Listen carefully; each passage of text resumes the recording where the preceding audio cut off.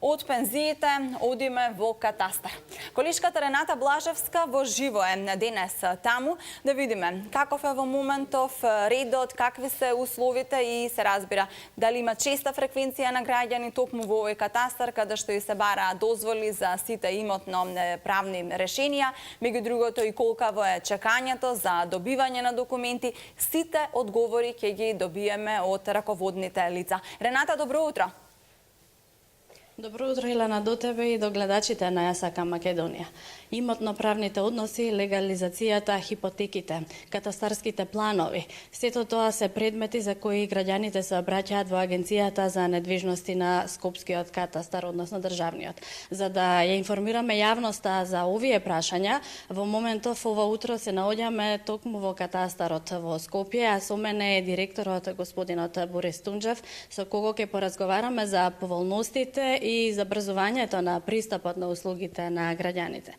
Добро утро. Добро утро. Управувањето со катастарските информации и сите оние планови за кои се обраќаат граѓаните е стремеж на агенцијата да ги улесни поволните услови и побрзо да се дојде до корисна информација. Да.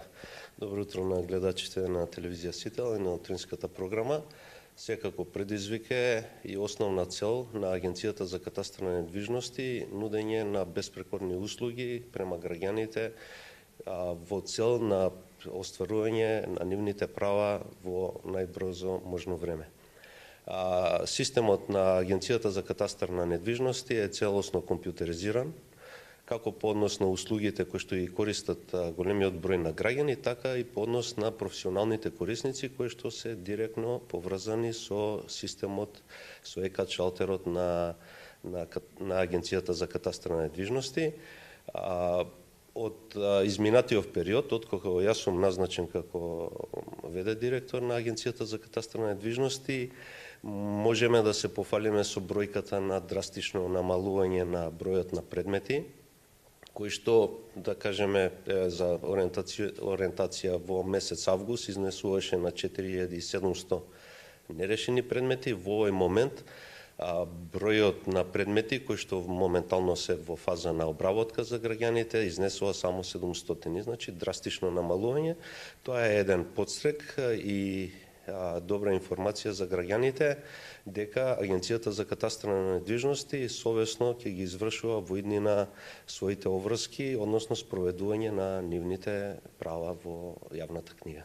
Како во минатото најмногу поплаките од граѓаните биле за времето на чекање и шалтерите, денес дали повеќе се однесува на специфични ситуации, на пренос на имотот во контекст на граѓаните, доколку на нивното место земјиште е изградена стамбена зграда, хипотеки, државјани во странство кои што се долги години?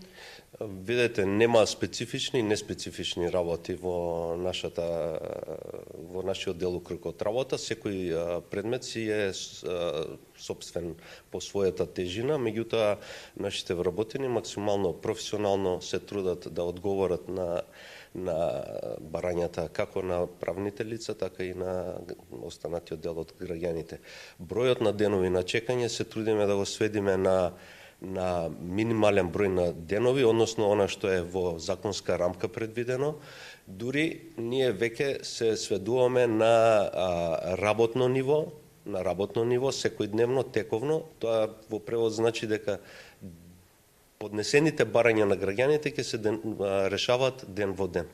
Баш напротив тоа, во контекст на ова е бројката која што е намалена за изминатиот период во однос на изминативе претходни години, значи во моментот располагаме само со 600 предмети нерешени за територијата на град Скопје, а на територијата на цела држава бројката изнесува околу 1900 во моментот, значи 1900 предмети кои што во моментот се тековни за работа. Така да бројот на денови за чекање на решавање и спроведување на промените, дали поднос на имотно-правните работи, промена на запишување на промена на собственост, запишување право на собственост на стан или купо-продажба на недвижност, деновите за чекање се сведени на минимум.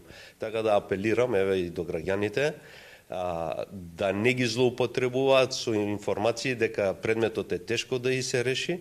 Напротив, значи треба да се избегнуваат ургенциите во контекст на други негативни појави кои што сакаме да го искорениме и кои што сме на добар пат да ги оствариме во агенцијата. Така што говорат статистиките, зашто најмногу се обраќаат граѓаните, дали се тоа геодетските премерувања во контекст на имотно-правните односи? Видете, во изминатиот период, бидејќи во постапка беше и во тек, сега од 1.1. се продолжи рокот за легализација, најголем број на барања за спроведување на промени се по однос на легализираните објекти. Во моментот, значи, заклучно со 31.12. во Агенцијата за катастар на недвижности се пристигнати 199.000 барања по однос на легализација на бесправно изградени објекти и 8.000 барања по однос на барања за легализација на бесправно изградени објекти за социјалните случаеви.